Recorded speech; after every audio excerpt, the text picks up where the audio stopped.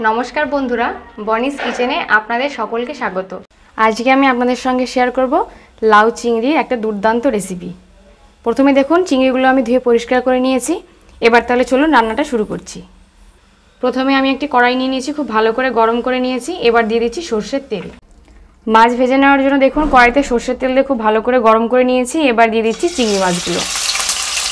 এবার আমি উপর থেকে দিয়ে দিচ্ছি পরিমাণ মতো হলুদ গুঁড়ো, দিয়ে দিচ্ছি পরিমাণ মতো লবণ। দেখুন মাছগুলো আমি 3 মিনিট মতো নেড়েচেড়ে একটু ভেজে নিয়েছি। চিংড়ি মাছ কিন্তু বেশি ভাজলে শক্ত হয়ে যায়, যার জন্য আমি বেশ উল্টে পাল্টে একটু লাল করে ভেজেই কিন্তু নামিয়ে নিচ্ছি। মাছ ভেজে নেওয়ায় তেলের মধ্যে দিয়ে দিচ্ছি 2টো তেজপাতা, দিয়ে দেবো গোটা জিরে 1/2 চামচ পরিমাণ। ফোড়নটাকে নেড়েচেড়ে একটু ভেজে নিচ্ছি। এবার আমি দিয়ে দেবো কাঁচা লঙ্কা। ফোড়নটা ভাজা হয়ে গেছে, খুব সুন্দর একটা মিষ্টি গন্ধ বেরিয়েছে। এবার আমি ওপর থেকে দিয়েছি লাউ কুচি। দেখুন লাউগুলো কিন্তু আমি একদম ছোট ছোট টুকরো করে কেটে নিয়েছি। যেহেতু লাউ ঘন্ট চিংড়ি দিয়ে, সেই জন্য লাউ ঘন্টের যে লাউটা এরকম ছোট ছোট টুকরো করে কাটলে কিন্তু খুব সুন্দর হয় খেতে।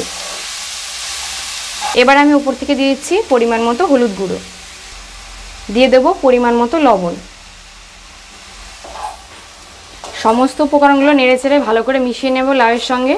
তারপরে কিন্তু আমি আস্তে আস্তে ঢেকে ঢেকে রান্না করব।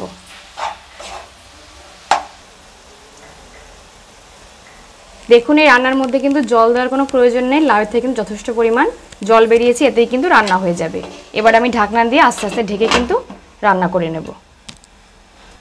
4 মিনিট মতো হয়ে গেছে, আমি ঢাকনাটা তুলে নিচ্ছি। দেখুন এখনও কিন্তু যথেষ্ট পরিমাণ জল আছে, এই জলটাতেই কিন্তু রান্নাটা পুরোটা কমপ্লিট হয়ে যাবে। এবার আমি এর মধ্যে দিয়ে দেবো আদা বাটা 1/2 চামচ পরিমাণ। এই সময় আদাটা দিলে কিন্তু এই লাউয়ের একটা সেন্ট খুব সুন্দর হয়। এই রান্নাটাকে আরও টেস্ট বাড়ানোর জন্য আমি এর মধ্যে দিয়ে দেবো 1/2 চামচের একটু কম পরিমাণ চিনি।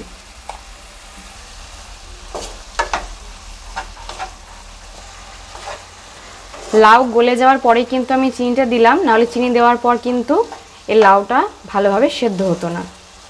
এবার আমি আরও কিছুটা সময়ের জন্য ঢাকনা দিয়ে কিন্তু ঢেকে দেব। আদা এবং চিনি দেওয়ার পরে কিন্তু 2 মিনিট মতো আমি ঢাকনা দিয়ে ঢেকে রেখেছিলাম। এবার আমি ঢাকনাটা তুলে নিচ্ছি। এবার আমি এর মধ্যে দিয়ে দেব ভেজে রাখা চিংড়ি মাছগুলো। চিংড়ি মাছগুলো দেওয়ার পরও কিন্তু আমি ভালো করে নেড়েচেড়ে মিশিয়ে নিচ্ছি। যেহেতু আমি লাউ চিংড়ি ঘন্টটা করছি, এই ঘন্টের মধ্যে একটু বেশ আঠালো ভাব আনার জন্য এর মধ্যে আমি এই ছোটো চামচের 1 চামচ পরিমাণ চালের গুঁড়ো একটু জল দিয়ে কিন্তু গুলে নিয়েছি। এবার আমি চালের গুঁড়োর মধ্যে যে জলটা মিশিয়ে রেখেছিলাম সেটা কিন্তু দিয়ে দিচ্ছি। আপনারা চাইলে কিন্তু এই চালের গুঁড়োর বদলে আটা দিয়েও কিন্তু করতে পারেন, এতেও কিন্তু বেশ লাউ চিংড়ি ঘন্টটা বেশ আঠালো হবে। এভাবে আমি গ্যাসের ফ্লেমটা মিডিয়াম টু লোতে দিয়ে রান্নাটা কিন্তু করে নেব।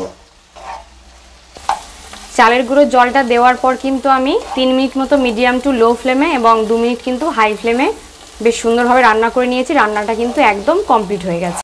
আজকের রান্নাটা কেমন হলো আমাকে কিন্তু কমেন্ট করে জানাতে ভুলবেন না। ভালো লেগে থাকলে লাইক করবেন, শেয়ার করবেন, আমার চ্যানেলটা সাবস্ক্রাইব করে আমার পাশে থাকবেন। ধন্যবাদ।